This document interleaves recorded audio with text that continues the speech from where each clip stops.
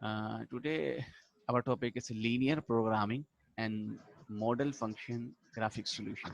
Linear programming, model function and graphic solution. Linear programming को हम graphic solution से solve करेंगे आज हम बेटा. तो इसमें जो जो टॉपिक हम कवर करेंगे वो है लीनियर प्रोग्रामिंग, ठीक है, model formulation, characteristic of linear programming problem, assumption of linear programming model, advantages and limitation, maximization model, graphic solution, minimization model, irregular type of linear programming. ये आज के हमारे टॉपिक के जो व्यूज हैं वो हमने डिस्कस कर लिए बेटा. देखिए, स्टैंडर्डाइज लीनियर प्रोग्रामिंग जो इसकी स्टैंडर्ड फॉर्म होती है वो क्या होती है. Basic linear programming consist two major parts. इसमें पहला पार्ट होता है ऑब्जेक्टिव फंक्शन और दूसरा क्या था, a set of constraint for maximization problem. The objective function is generally express, यानी जो आपका ऑब्जेक्टिव फंक्शन है वो z की फॉर्म में आपके पास एक इक्वेशन होती है और इस फॉर्म में आपके पास होती है, ठीक है. और जो बाकी जो अदर आपके पास जैसे सेट ऑफ कंस्ट्रेन है, यानी जिसमें कोई रिस्ट्रिक्शन लगाई जाती है, वो आपकी एक्स और जो है वाई की फॉर्म में आपके पास इक्वेशन आती है, जो कि हम आपको अभी थोड़ी सी आगे देर में दिखाएंगे. ये देखिए कुछ इस तरीके से होता है. डिसीजन वेरिएबल आपके होते हैं एक्स और वाई की फॉर्म में होता है. ऑब्जेक्टिव फंक्शन आपका मैक्सिमम या मिनिमाइजेशन की फॉर्म में होता है. उसमें बॉन्ड्स आपके पास होते हैं. कंस्ट्रेन आपको दी जाती है कि ग्रेटर देन है, लेस देन है, क्योंकि ग्रेटर देन इनइक्वलिटी की फॉर्म भी आपके पास आ सकती है और लेस देन की भी आपके पास आ सकती है. अब है मेन चीज जरा देखिएगा, linear programming. Objective of business decision frequently involve maximum profit हो या और मिनिमम कॉस्ट हो, ये आपका ऑब्जेक्टिव फंक्शन ऑफ बिजनेस होता है. अब जो linear programming use as a linear algebra relationship to represent firm decision, यानी क्या फर्म डिसीजन लेती है given business objective and resource constraint. मैं आपको पहले भी बता चुका हूँ जो कंस्ट्रेंट्स आपके पास होती हैं वो बेसिकली क्या होती हैं कि आप जो अपने बिजनेस इन्वायरमेंट के अंदर जो रिस्ट्रिक्शंस लगाते हैं कि इस से ऊपर नहीं हम मैक्स जा सकते हैं या इससे नीचे नहीं जा सकते हैं, उसी के अंदर रहकर आपको जो है मैक्सिमम प्रॉफिट को जनरेट करना होता है. अब इसमें स्टेप्स आपके पास क्या होते हैं. Identify problem as solve by linear programming, यानी ऐसी प्रॉब्लम आपने आइडेंटिफाई करनी है जो कि लीनियर प्रोग्रामिंग से सॉल्व हो. फॉर्मूला ऑफ मैथमेटिकल मॉडल आपने बनाना है. सॉल्व द मॉडल और इम्प्लीमेंटेशन आप उसकी करते हैं, ठीक है. अब आप देखिए ये मॉडल कंपोनेंट, ये सारे मॉडल के कंपोनेंट होते हैं जिसमें क्या, decision variable, mathematical symbol represent level of activity of a firm. ये आपके डिसीजन वेरिएबल, यानी वेरिएबल आपके एक्स वाई की फॉर्म में आपके पास होते हैं. जब आप हम क्वेश्चन दिखाएंगे तो ज्यादा बेहतरली क्लियर हो जाएगा. Objective function is a linear mathematical relationship describing an objective of the firm in the form of decision, यानी डिसीजन वेरिएबल जो आपका x और y की फॉर्म में आपका होता है, आप उसी का ही पर आप जो है वो उसे ऑब्जेक्टिव बनाकर उसमें से मैक्सिमाइज या मिनिमाइज करते हैं. कंस्ट्रेंट, रिक्वायरमेंट और restriction place on the firm. देखो मैं पहले बता चुका हूँ ना, रिस्ट्रिक्शंस आपके पास जो आप लगाते हैं on the firm by the operating environment, ठीक है. Linear relationship of the decision variable, यानी हर चीज आपका डिसीजन, पहली मेन चीज आपकी डिसीजन वेरिएबल होगी. अब पैरामीटर क्या होता है, आप क्या चीज उस सैंपल से कैलकुलेट कर रहे हैं उस कंपनी के लिए, तो उसे हम क्या कहते हैं, पैरामीटर कहते हैं, जो कि न्यूमेरिकल फॉर्म में होता है. देखिए numerical coefficient and constant used in the objective function and constraint और ऑब्जेक्टिव फंक्शन. अब इसमें पहला स्टेप आपके पास क्या होता है कि summary of the model formulation step clearly define in decision variable. बिल्कुल डिसीजन वेरिएबल क्लियर नहीं होगा तो सारी चीजें खराब हो जाती हैं. कंस्ट्रक्ट ऑब्जेक्टिव फंक्शन, आप अपना एक ऑब्जेक्टिव फंक्शन बनाते हैं और फॉर्मुलेट करते हैं कंस्ट्रेंट्स को, यानी आपकी क्या कंडीशंस हैं क्या नहीं है. अच्छा देखिए, अब लीनियर प्रोग्रामिंग में क्योंकि हम ग्राफिकल मेथड पढ़ रहे हैं, तो देखिए सबसे पहले आपके पास देखिए मैक्सिमाइज एक इक्वेशन है, z is equal to 3x plus 4y. इसे अपनी कॉपी में राइट डाउन कर लीजिए, सेम जो आपके सामने स्टेटमेंट लिखी हुई है. Subject to the constraint x plus y less than equal to 4, x greater than equal to 0, y greater than equal to 0. सबने राइट डाउन कर ली. अच्छा, उसके बाद जो पहला स्टेप आपने करना होता है वो क्या होता है, देखिए इसमें आपको मैंने शायद आप लोगों को बहुत पहले आपको मैंने पढ़ाया था कि एक्स इंटरसेप्ट और वाई इंटरसेप्ट कैसे कैलकुलेट करते हैं. तो जरा इस चीज के बारे में थोड़ा सा मैं आपको डिफाइन करता चलूं. ये देखिए, आप जब भी एक्स इंटरसेप्ट निकालते हैं,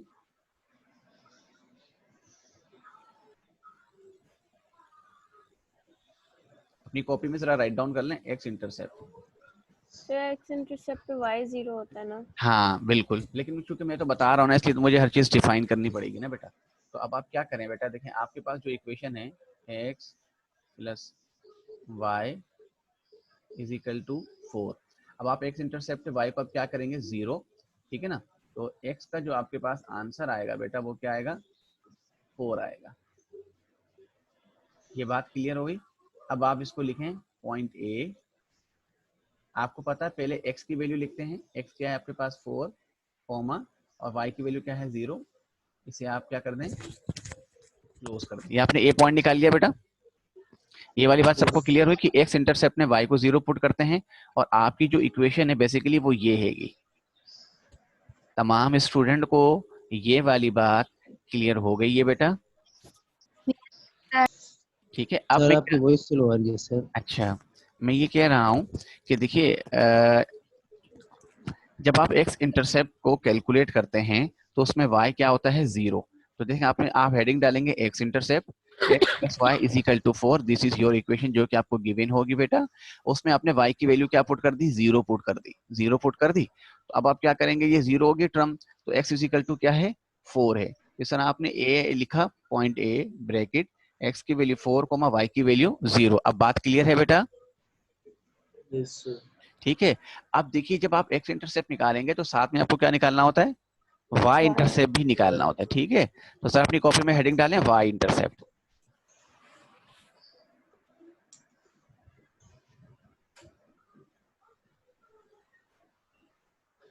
अब आप ये देखिए आपकी इक्वेशन क्या गिवन है, x plus y is equals to 4। अब अभी आपके पास इक्वेशन है ना x plus y is equal to 4। अब आप ये देखिए कि जब x इंटरसेप्ट में y 0 था तो y इंटरसेप्ट में क्या होगा x 0 हो जाएगा। तो आप क्या करेंगे x की जगह 0 पुट कर देंगे प्लस, जी सर। ठीक है ना, और y इज इक्वल टू 4। ठीक है। अब आपका देखें b पॉइंट आपने लिखना है। तो बी पॉइंट जब आप लिखेंगे बेटा तो आपको पता पहले x की वैल्यू क्या है 0, ये रही। तो आपको पता पहले x की वैल्यू लिखते हैं, वो क्या है 0 कोमा और y की वैल्यू क्या है 4। इसके जी। आपने क्या कर दिया क्लोज कर दिया। अब यहाँ तक कोई प्रॉब्लम? नो। अब आप क्या करेंगे, ये आपके पास पॉइंट ए है और ये पॉइंट बी है, इसको आपने ड्रॉ करना है। अच्छा एक बात और याद रखिएगा, ये कोई स्टैंडर्डाइज मेथड नहीं है कि आप बिल्कुल एकदम रिलायबल टाइप की कोई आपकी डायग्राम ड्रॉ हो, क्योंकि आप ना एग्जाम में कर रहे हैं।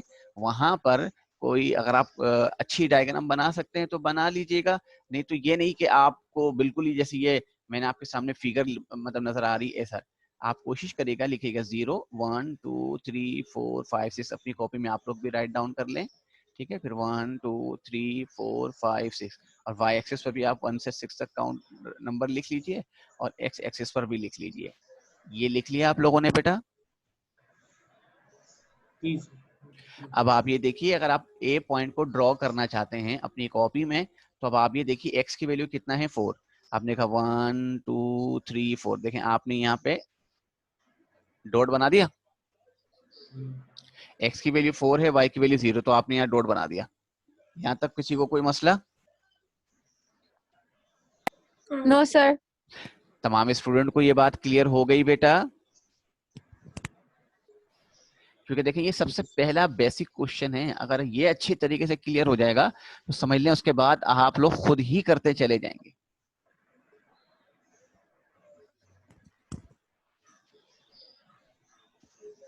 अब मैं बी पॉइंट को ड्रॉ करूं। अब आप ये देखिए बी में आपके पास x की वैल्यू क्या है 0 और y की वैल्यू क्या है 4। अब आप ये देखिए, अब आप आएंगे y एक्सिस की तरफ। ठीक है, जब आप y एक्सिस की तरफ आएंगे तो x की वैल्यू कितना है 4। आपने कहा सर 1 2 3 4, देखें y एक्सिस की वैल्यू क्या है 4 और x की वैल्यू क्या है 0। ये पॉइंट और ये पॉइंट आपने ये लाइन ड्रॉ कर दी। देख रहे हैं बेटा आप लोग? जी बेटा। Yes sir. सर जूम बहुत ज्यादा मसले कर रहा है, बार बार हैंग हो रहा है, पता नहीं क्यों। और किसी का हैंग हो रहा है बेटा? No sir.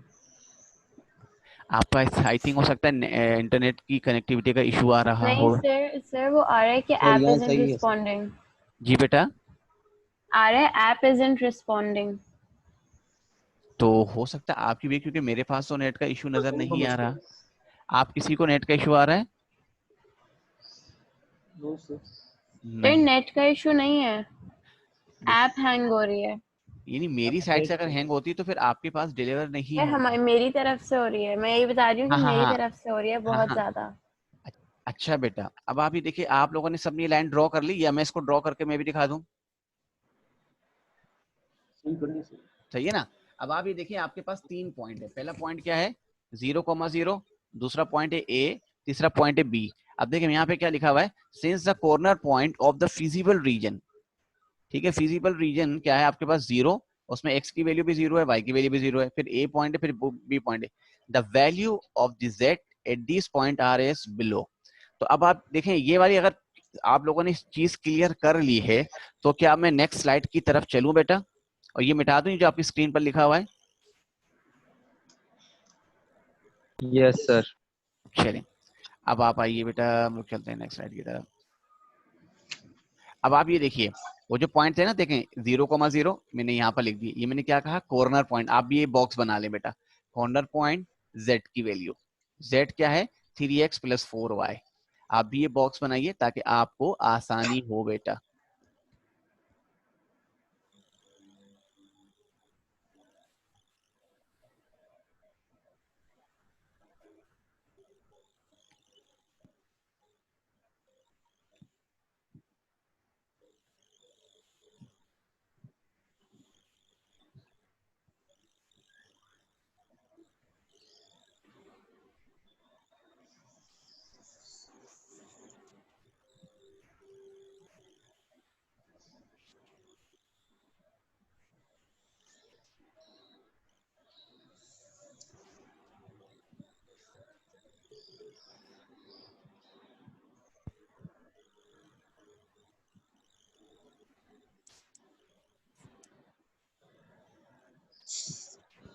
ये लिख लिया आप लोगों ने बेटा? Yes sir.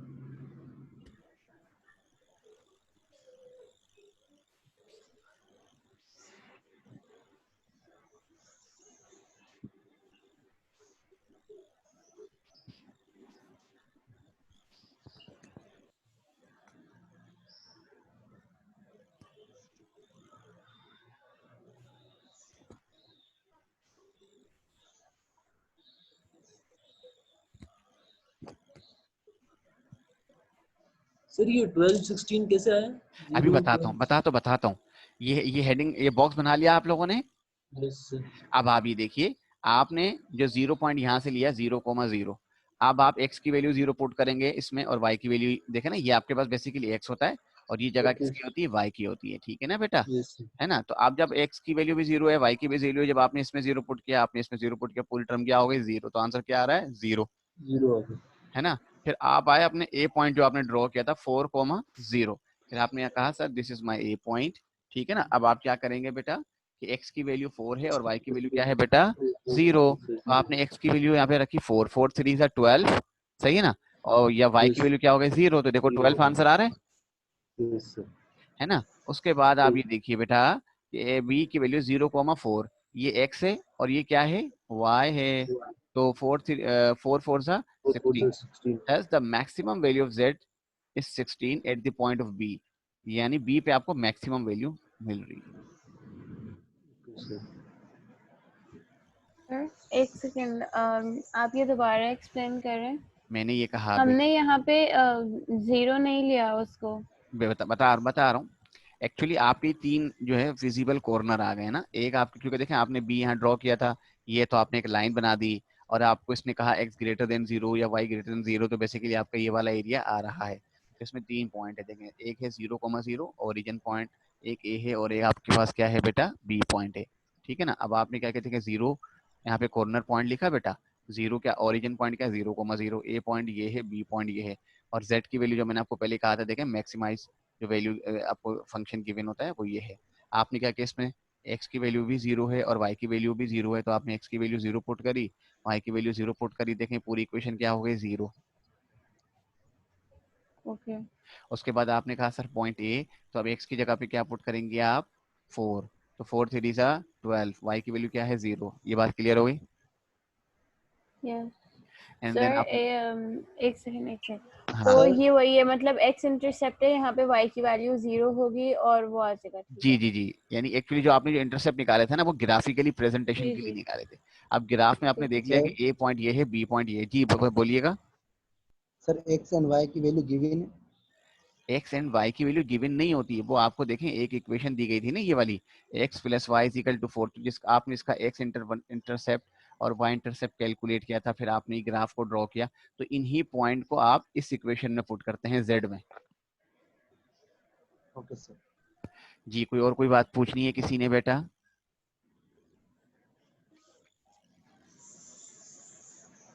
जी किसी ने कुछ पूछना है बेटा?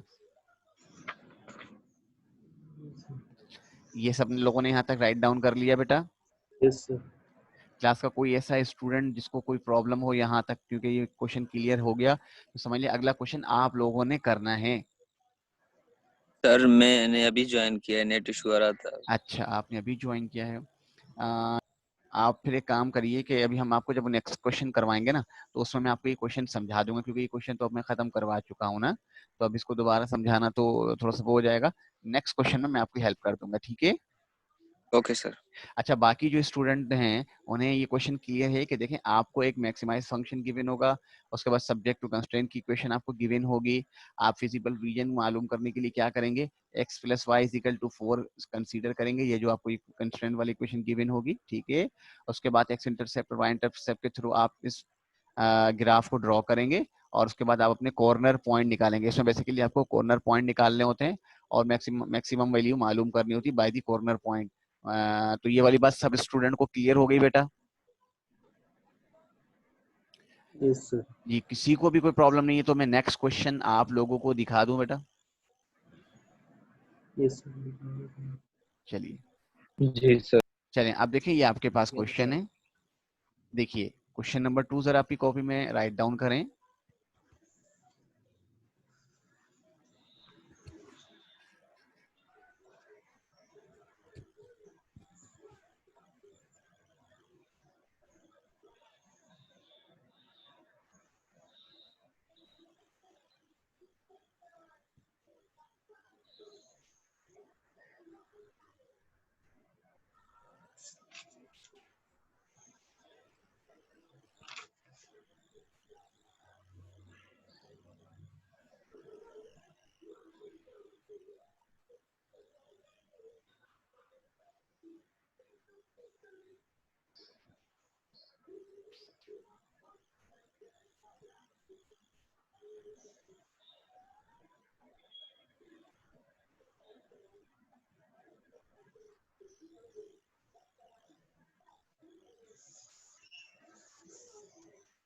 पहले ये मिनिमाइज वाली इक्वेशन लिखिए आप, z is equal to -3x plus 4y, ठीक है।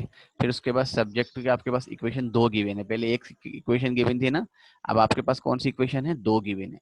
एक क्या है आपके पास, x plus 2y is equal to 8, इसे अपनी कॉपी में राइट डाउन कर लें। मैं फिर आपको रिपीट कर रहा हूँ बेटा, x plus 2y is equal to 8, ठीक है। और उसके बाद दूसरी जो इक्वेशन है वो क्या है बेटा आपके पास, 3x plus 2y is equal to 12। आप सबसे पहले पहली इक्वेशन को सॉल्व करेंगे। मैं भी कोशिश करूंगा कि आपके साथ पहली इक्वेशन सॉल्व करवाऊं। पहले पहले क्वेश्चन राइट डाउन कर लें बेटा।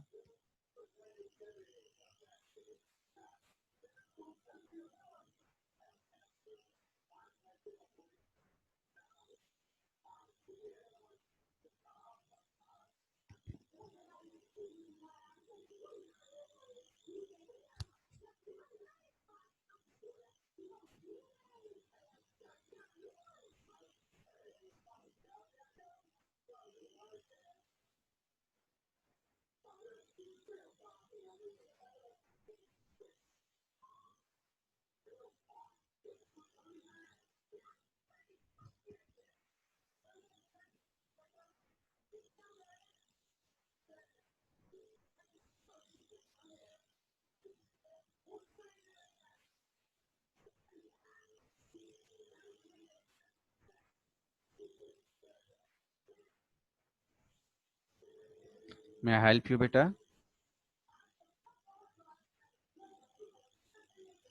क्वेश्चन राइट डाउन कर लिया आप लोगों ने?